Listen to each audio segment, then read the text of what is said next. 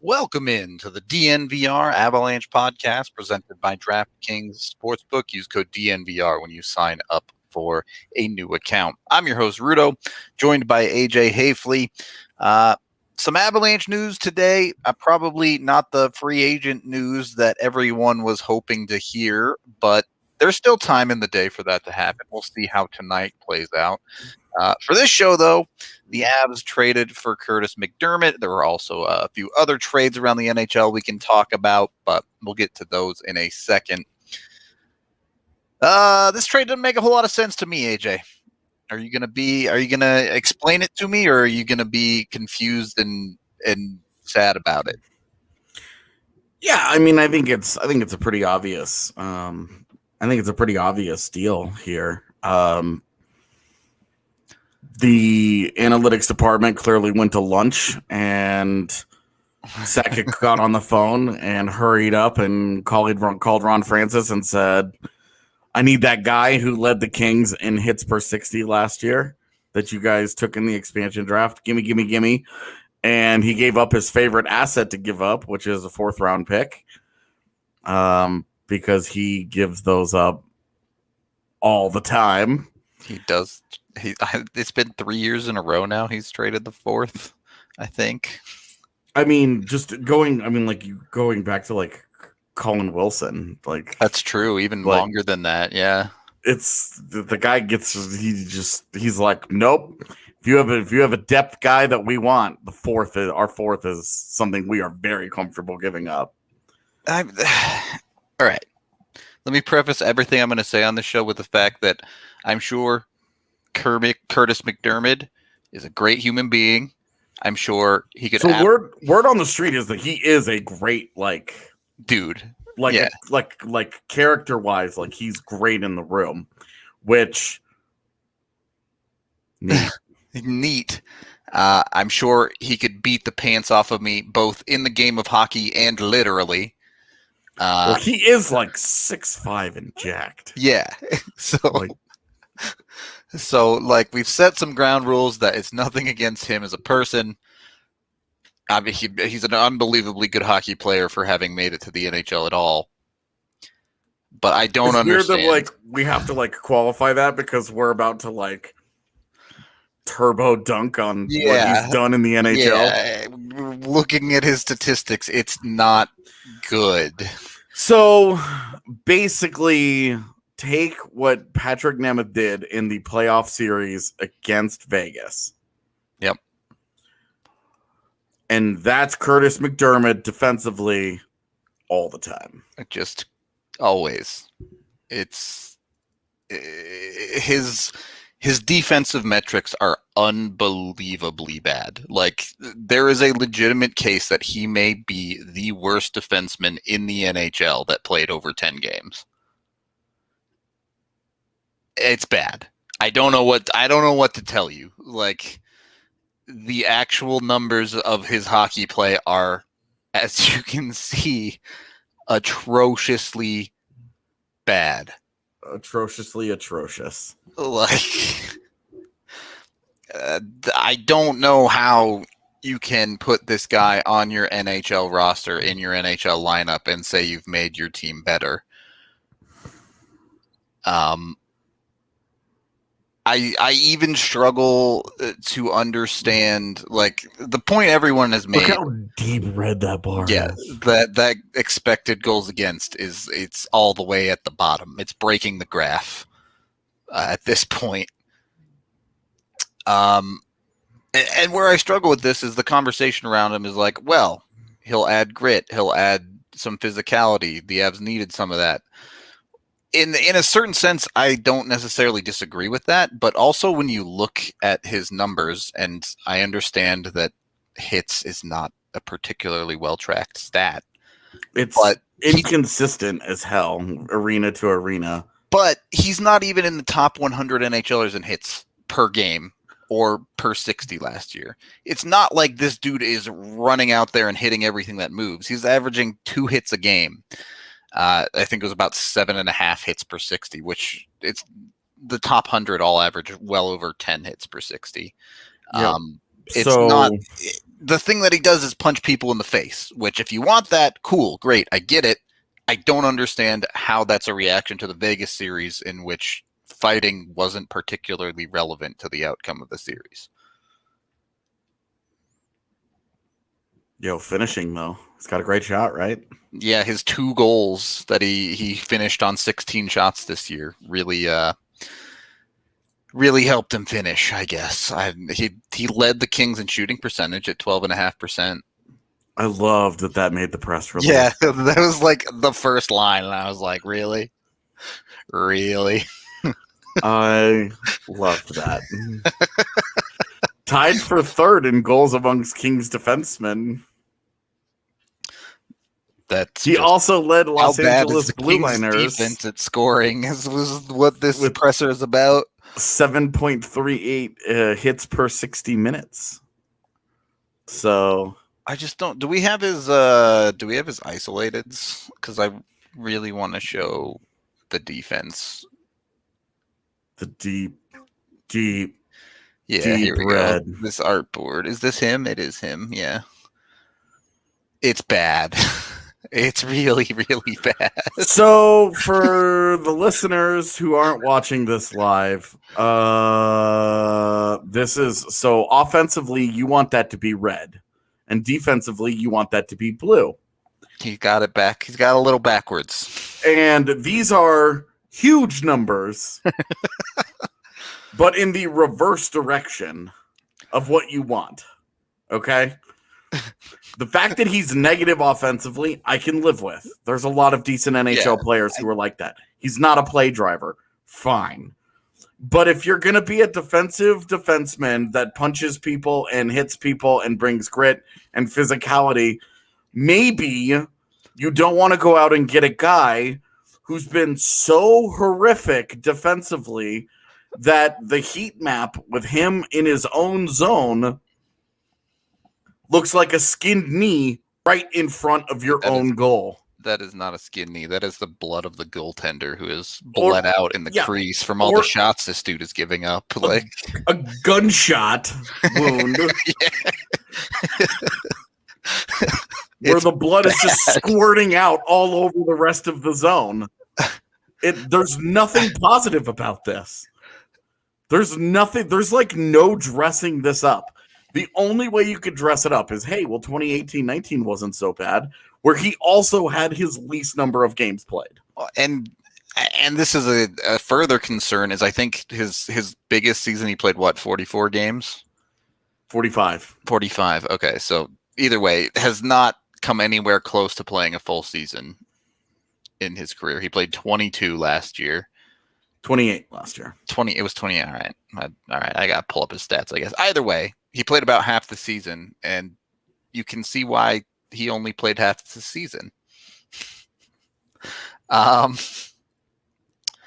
Yeah, I don't know. I'm really struggling with this one from I'm not struggling with it at all. They wanted a thumper, they wanted a biggin, they wanted a face puncher, they wanted physicality.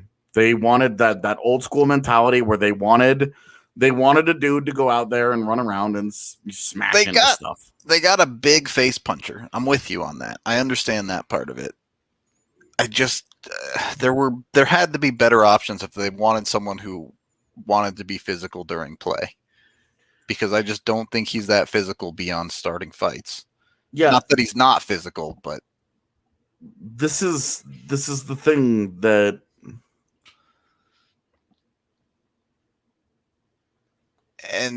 this is the thing that I just don't get. Right. You do this the day before the free agency market opens up, where, I mean, like in my thing yesterday, I signed Yanni Hakanpää. Like, you could go get any dude that's willing to punch some faces for not a 4th round pick.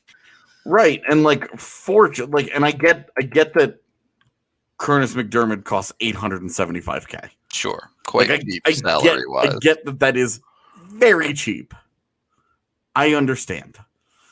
But for an extra $400K, maybe, They could have gotten just about anybody on the free agent market that don't have on ice results this awful. To be clear,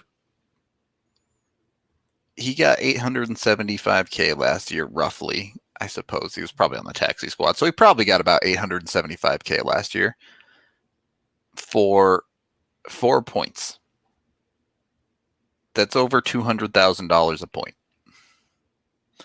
And I understand points aren't everything, but especially with defensive defensemen, got it. Like, this is the Avs haven't made very many moves in the last few years where you're just like,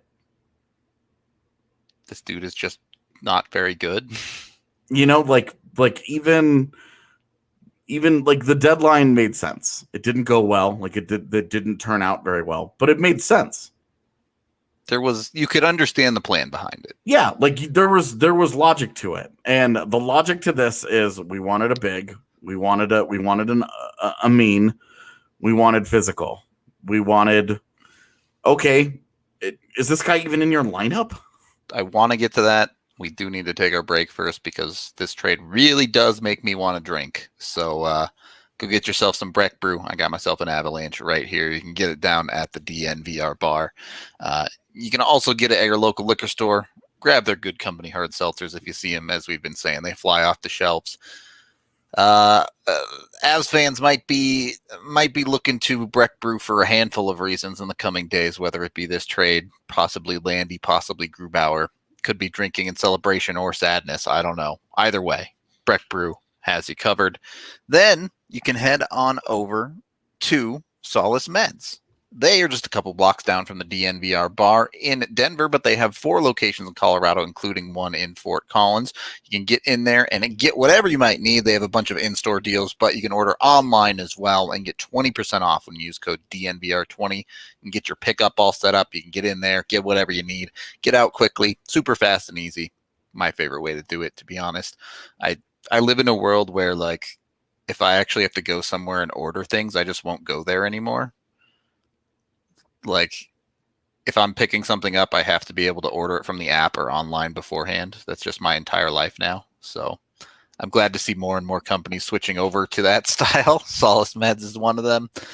Be sure to check them out. And then when you save yourself some money using all of our DNVR codes, you can sign up for a DNVR annual membership as well. To help support us, you can get all of our awesome content.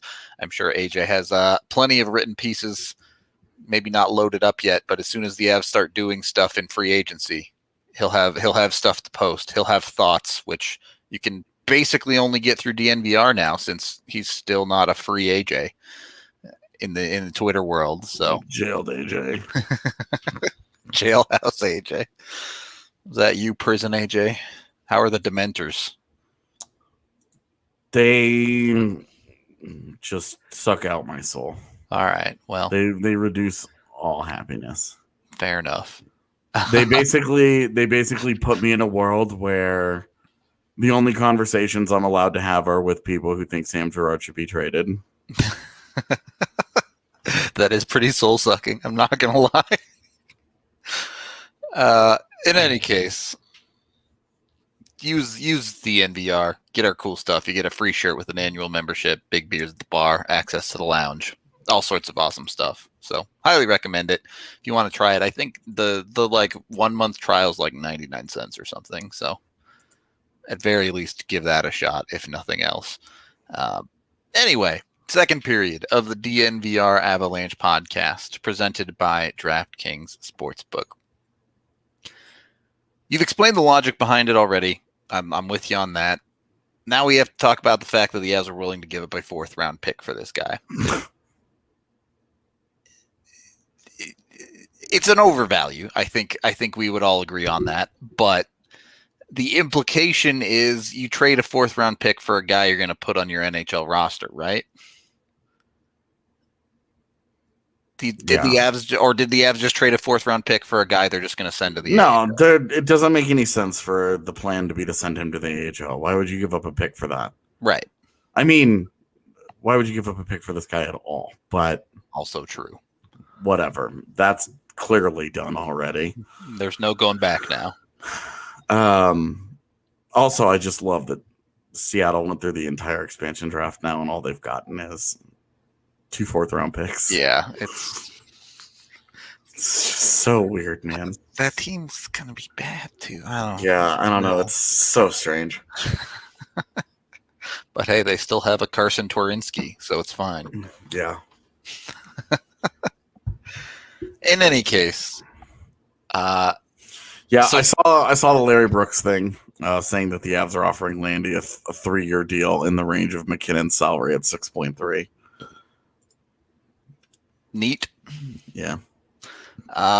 So let's assume he's on the Avs NHL roster somewhere.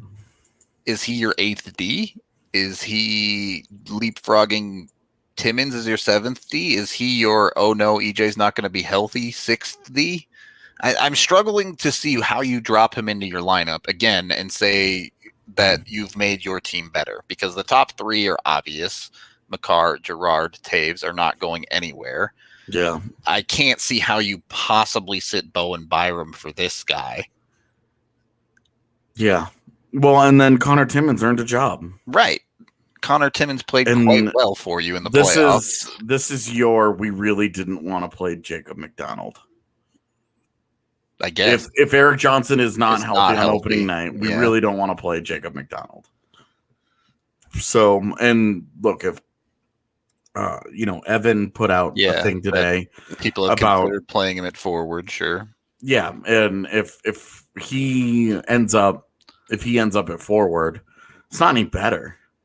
Now he's just taking a spot from Martin Kaut instead. Yeah, or any of those guys. Like I would rather see what Mikhail Maltsev has to offer. Definitely. I would rather just roll with Kiefer Sherwood.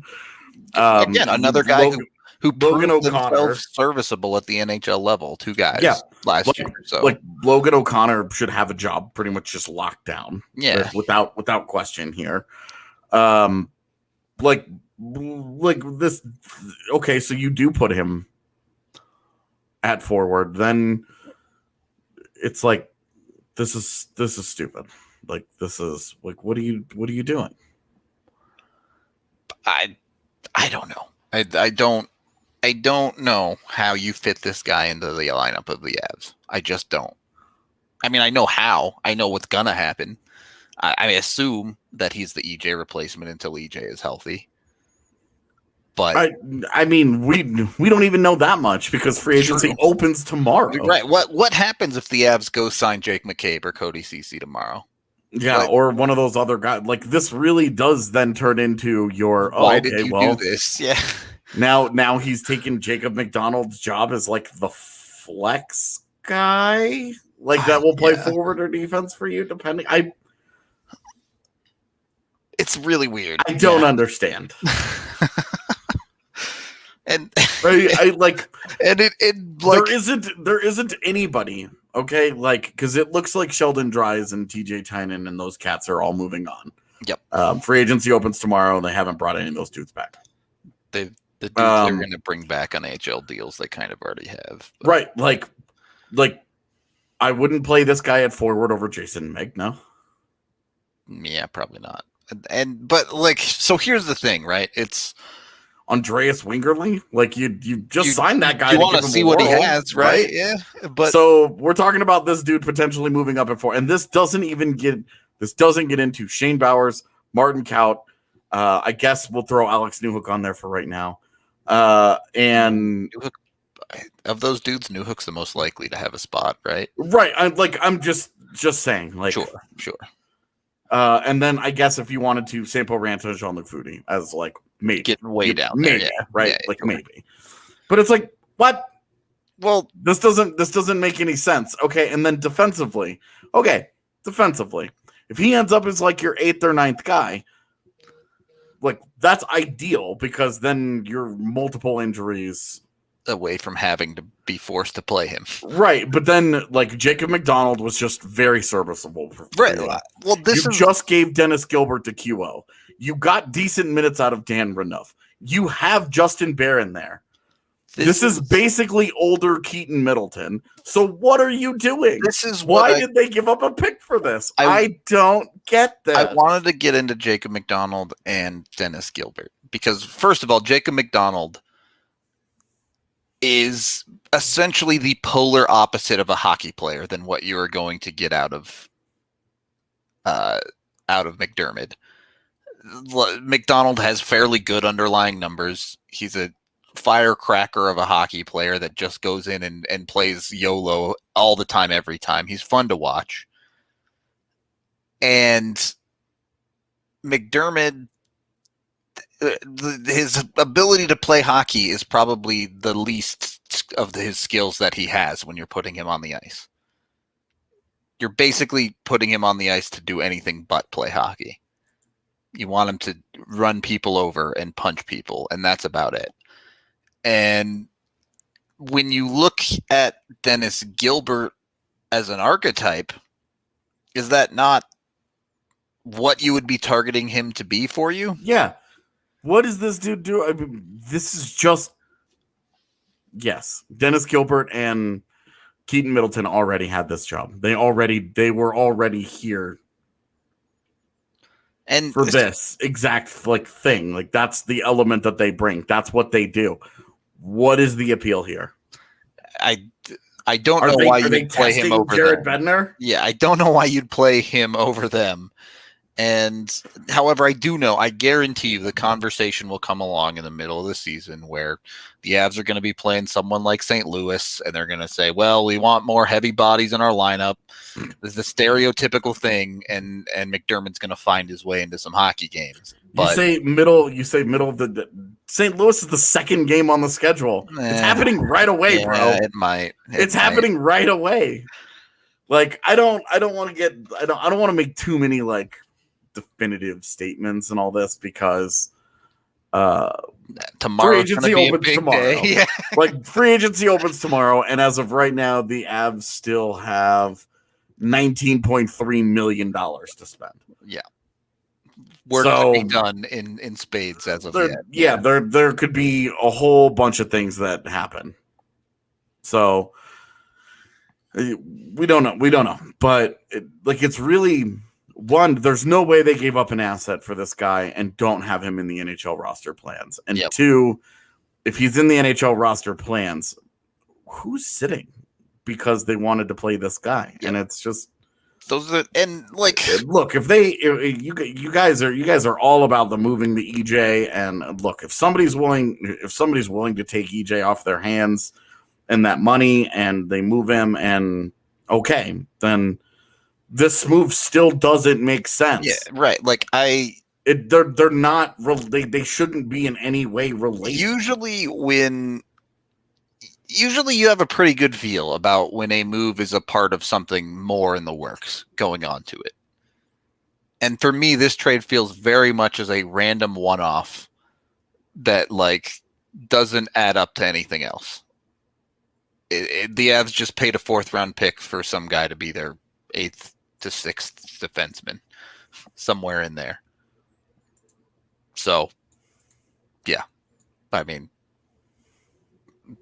I'm sure he will punch faces great, and the Avs will get what they want out of him in that regard. But I don't know how you can play him. Certainly can't play him every night as an NHL defenseman. Even a rebuilding team. Yeah. Didn't want to play him every night on defense. He was that not good. Yep.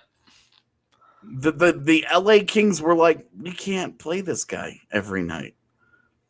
We're trying to lose games. We're fine losing games, and we don't even want to put this dude in our lineup. Ugh. All right. Conspiracy theory. Grubauer was too bored in Colorado and said he needed to face more shots if they wanted him back. So they intentionally got weaker defensively to give Grubauer more workload. Yeah, he needed to stay in a rhythm easier. Yeah, exactly. That way he doesn't fall asleep at the start of Game 6 when a puck comes out of the corner that he just never sees. There you have it. Easy conspiracy theory confirmed. This it's on Kurtis MacDermid to prove that this isn't just an incredibly stupid thing. Nonsensical. Yeah. Yeah. A huge waste of everyone's time. Yep. For sure. All right. Like, it's on him now. That's that so far today for Avs news. Obviously, Landy rumors have been swirling. Grubauer still unsigned as well with free agency starting tomorrow. Those Oh no, where they are. Halak went to Vancouver. The market's empty. Yeah, those are where they are for the Avs right now. It's crunch time, I guess. AJ, you expect both of them to get to market? I don't know. He doesn't know. All right, can live with that answer. At this point, who knows? I mean, we're so close that we'll see. But the great fear is that Vegas just moved out $7 million and then turns around and gives it to Gabe Landeskog. Yeah, anything's possible, right? Which I do want to talk about that in Vegas in just a second here. But we are brought to you by the Ball Corporation. Head on down to Ball Arena to catch a game. But they're also hiring here in Golden. You can text Golden to, is it 77222 or is it 22777? No, it's 77222 for sure. Text Golden to 77222 or go to ball.jobs.com, jobs.ball.com. I don't know. Allie, you have the thing, right? That tells them where to go. Maybe. Either way, Ball Arena is great. I'll get it to you. Either way, Ball is great company. Like, legitimately, they are fun to work for, whether it's working in their plant. There you go. It's 77222 and jobs.ball.com. I knew I was right. Should have trusted my gut. Should have trusted my gut on both of them. They work not only with aluminum cans and things like that, but also in the aerospace industry as well, sending satellites up and monitoring resources here on Earth. So pretty cool stuff. They're hiring. I'm not sure how many spots they still have available. At one point, I think they were hiring like 400 people for their Golden plant. So lots of opportunities. They pay a living wage, have actual, like employee benefits and things like that going on. So be sure to check them out. They're great. Can't recommend them enough. Get yourself a job, earn some money, then you can go to Ball Arena and watch Avs games. Also brought to you all by Haefele Cattle Company. You can always get damn good meat from Haefele, but right now you have a chance to win some damn good meat for free. They're giving away a $200 gift card and a sweet little cooler. All you have to do is go to their website and ship them your email address, and you are entered to win the $200 gift card and cooler. It's a great opportunity. Of course, you can always get 10% off when you use code DNVR10 on their site if you just want to get your meat right now and not wait for the giveaway. But, why not use both? Give yourself an opportunity to go full Drew and pack your entire freezer full of meat, which I guess Drew has like a meat freezer specifically, which is that's like a thing that hunters do, right? I've never really been a hunter in my life, so I don't know. Okay. Is that not a thing that hunters do? Like, why the fuck are you asking me? Do I look like a hunter? I don't look. All right, people surprise you sometimes. You never know. Do I look like I've ever killed anything in my life? Just my hopes and dreams. Other than that Dr. Pepper that I was just killing. I smashed that thing. And I mean, I guess I did get kicked off of social media for violence. So true. You're basically a murderer. Of course, also brought to you by DraftKings Sportsbook. Obviously, Olympics going on strong right now. I know I've been consuming an insane amount of Olympic coverage in my war room here. All four monitors. Bro, I was up till like 3 a.m. I was like in and out of sleep trying to watch USA versus China in women's volleyball. Oh, see, I was watching USA versus Great Britain in rugby sevens. Oh, how'd that go? USA was up 21-7 at the half and blew it. It was painful in the second half, man. Yeah, dude. It was rough.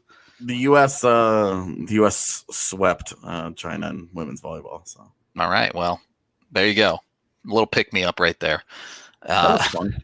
Dude, it's crazy. They were talking about China's like, oh, this is a huge deal, and they haven't won a set in the Olympics yet. They're 0-2, and they got swept in both of them. All right. So, if you missed out on the pre-Olympic offer, which was literally free money, they're extending it, but they did have to change it a little bit. Now you have to place any pre-event wager of $1 to win $100. So pick an event that you're confident the Americans will win any medal in. Doesn't even have to be a gold, just a bronze or better, and you will get that $100 for $1. So not quite as a surefire lock as literally any medal at the Olympics, but still a great bet. Yeah, that was a pretty good bet. I think they're 20 medals deep already. Yeah, they've already knocked that one well out of the park. But, if you have a good feeling, if you know your sports at the Olympics pretty well, you know what America's good at, I think it would be pretty easy for you to pick up $100 pretty easily here when you use code DNVR to sign up for a new account. DraftKings super easy to use. Just jump in there, especially when you sign up. They'll just take you right to your quick odds boost to make that bet easy for you. Thank you, Sasha, who says 25 medals for the U.S. already. Yeah, their app is super awesome as well on your phone. They're just awesome when they give away deals like this because it's pretty darn close to free money that you can make more bets with. So download that top-rated DraftKings Sportsbook app now and use promo code DNVR when you sign up to turn $1 into $100 in free site credits. All America has to do is win a medal in the event that you pick. Again, DNVR code. Let them know we sent you. It must be 21 or older. Colorado only. New customers only. Restrictions apply. See DraftKings.com/sportsbook for details. Gambling problem? Call 1-800-522-4700. All right. I wanted to get to this topic as thank you for the super chat, Pin King. AJ touched on it for a second as well, but the Vegas Golden Knights trading out Marc-Andre Fleury, finally getting out from under that cap hit a little bit. Yeah.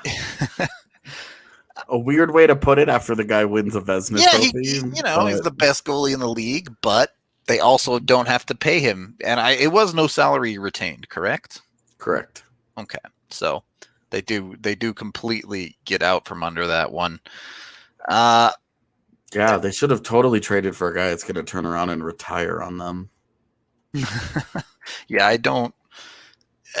Again, especially if there's no salary retained, why would you do that when you could just sign Grube? Yeah. However, Fleury does end up in the Central Division now. Sure. Do you care about that? I don't think he's going to play for them. Going into the offseason, the conversation was that the conversation was that he wanted to play for Vegas, he wanted to play for Pittsburgh, or he didn't want to play. Yeah. Chicago rolled that dice and said, sure, we'll give you a nothing player who, by the way, will continue to play in Chicago's organization despite Vegas now holding his rights. Cool. Why bother? Why not just why pretend at that point? Why act like this is a deal? Just do like what Philly did and just be like, we don't need anything in return. Just give us the player. It's fine. Yeah, like you can't even make a PR argument because they failed to tell the player before he found out on social media. Which a player that, like, I can understand Kurtis MacDermid finding out that he got traded on Twitter, but Marc-Andre Fleury, a guy that has been the face of your franchise since your inception, yeah, like a guy that has been your heart and your soul and your everything. What are you doing? Not just giving him a simple heads up, giving him the courtesy of the phone call. How do you not tell him that this is on the horizon? What is this? Like, what are you doing? Like, players notice this stuff, Yep. They're going to know, like, oh, if they'll do that to Fleury, they sure as hell aren't going to care about me. The second that my value versus cost gets skewed in the wrong direction, because remember, this is the guy that just won a Vezina. Yep. He was the best goaltender in the league, and then not only that, but they pull him at the end of their playoff series and roll with Leonard.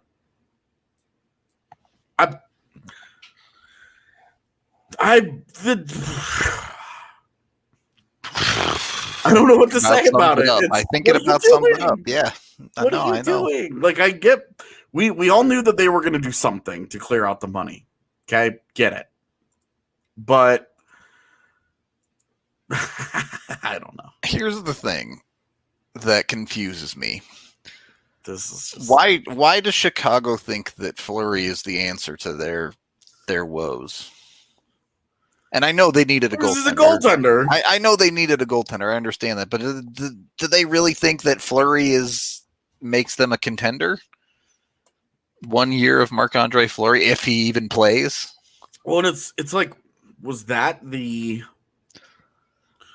you like did Lankinen not do a decent job for them last year? He was solid, maybe not spectacular, but yeah, I'm with you in that. I don't understand why Chicago would do it. Yeah, especially Chicago freeing up, maybe not in the Central, but still a direct opponent in the Western Conference. For Vegas can now go do something else and get better, theoretically at least. But Kerry, thank you for the super chat. Do the Avs sign Grubauer? If not, who replace him? Ask again tomorrow, bud. Yeah, we'll see. We've been talking about this every day. Yep.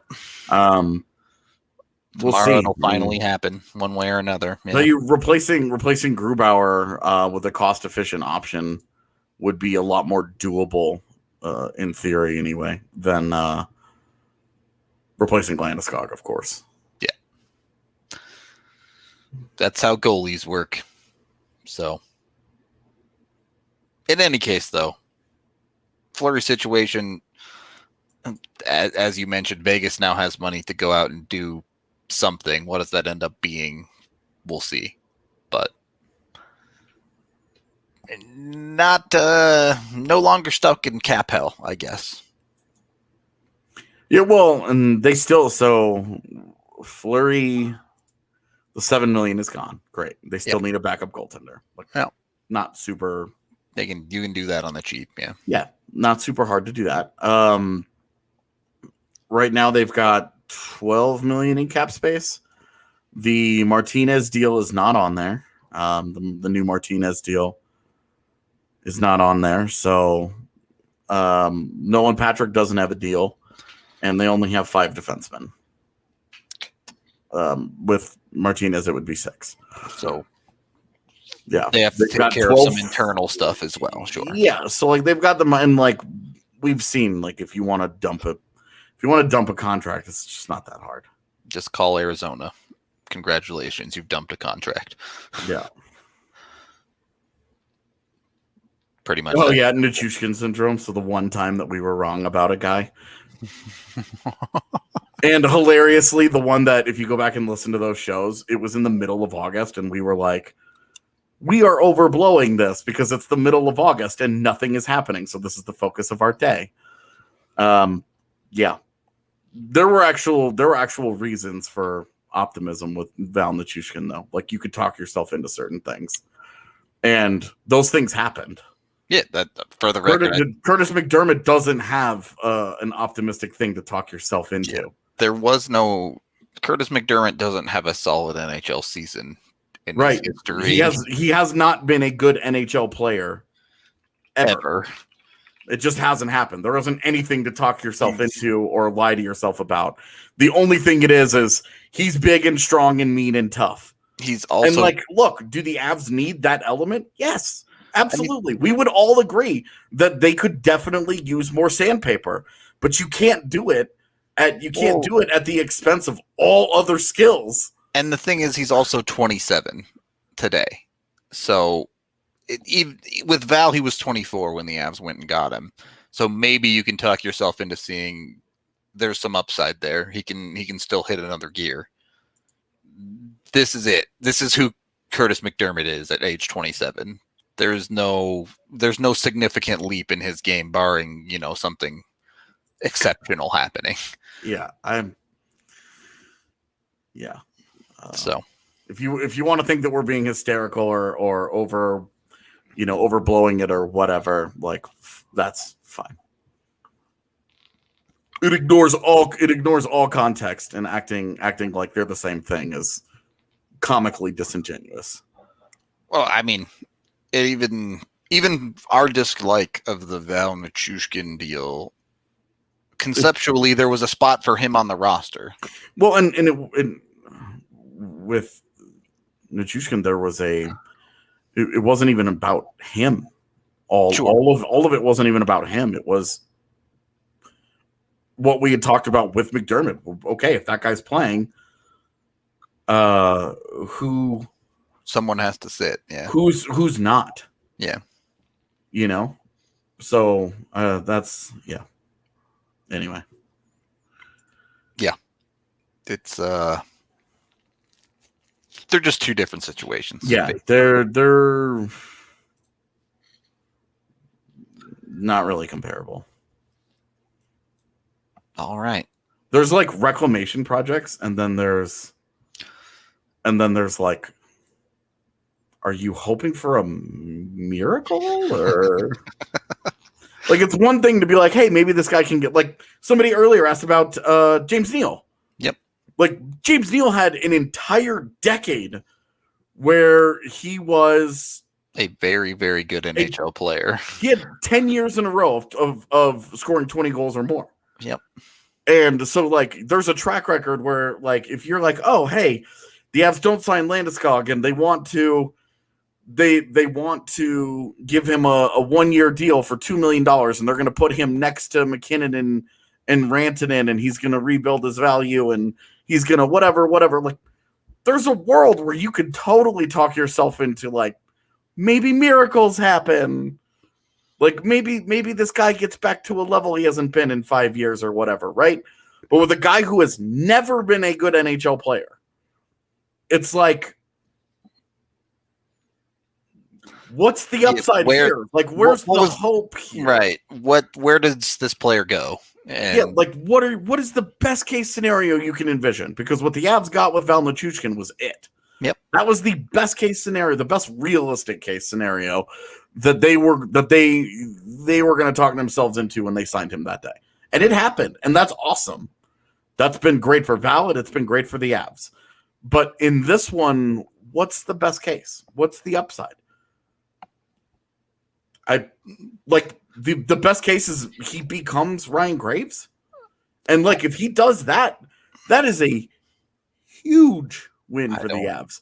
But it also comes completely out of nowhere because there's nothing in over 100 NHL games played to suggest that's even remotely on the horizon. That's my problem with this trade is, personally, for me, the best this goes is that he never plays a game in an Avs jersey, and he just sits there in the press box.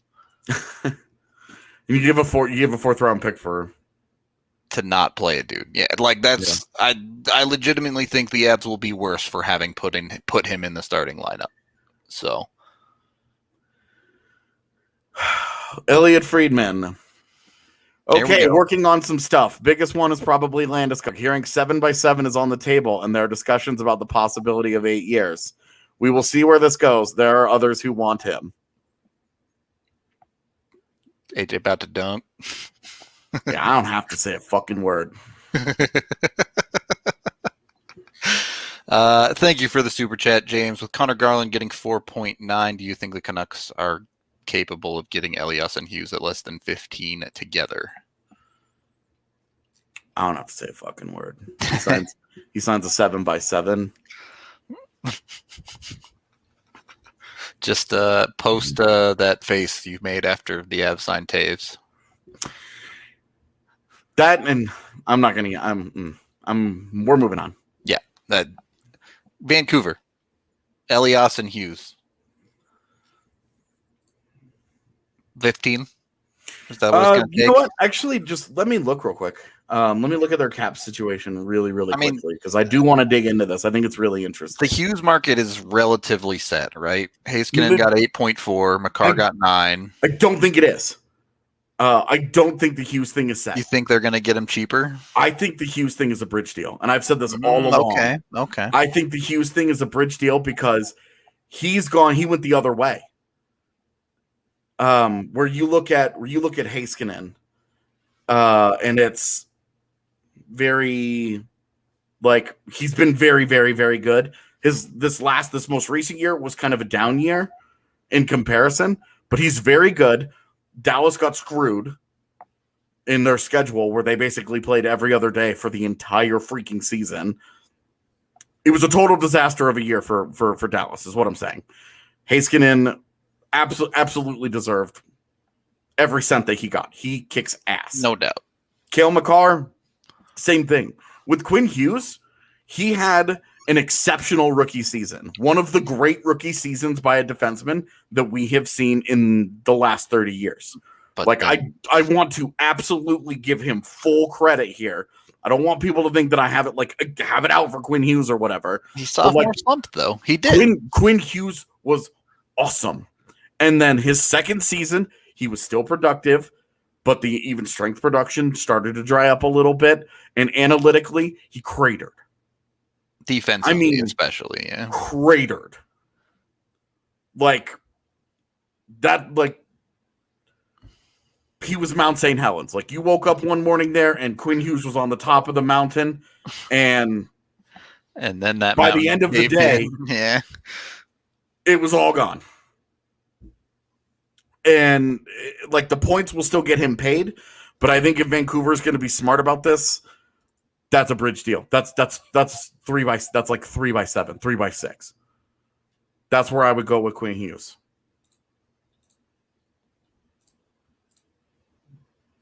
Just saying. Just putting it out there, just for YouTube, just to confirm.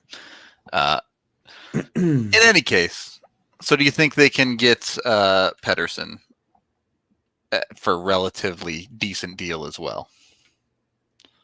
Where are you at with that?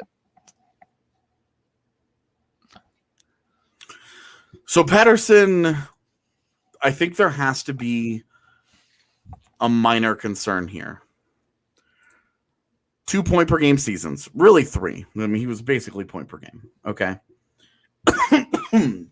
Excuse me. I worry that last year was the concern when he got drafted, is that he's very, very slight of build. And that, 1, he's more susceptible to injuries, and 2, when he comes back from injuries, he can just keep racking them up. Yeah. I mean, that's a concern with just about anyone who's had an injury. But for the record, Caleb, Quinn Hughes is not eligible to be offer sheeted. Yep. He has 1 more year, right? Yeah. Yeah. Because he his first year he played like 5 games or whatever. Didn't qualify. Yeah. Yeah. For Pettersson, I would try and get him long term, but I would go into the I would try and stay in the 7 to 8 range. Because if you look at comps, maybe this is where I think Mikko Rantanen would be an interesting comp at $9 million. But the thing is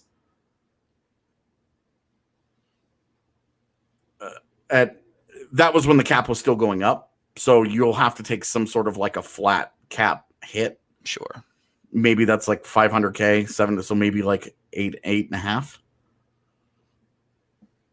Yeah. Maybe that's where 8.25, 8.5, somewhere as a center, and not where because Rantanen was also way more than a point per game, like squarely at the wing as well, though. Yeah.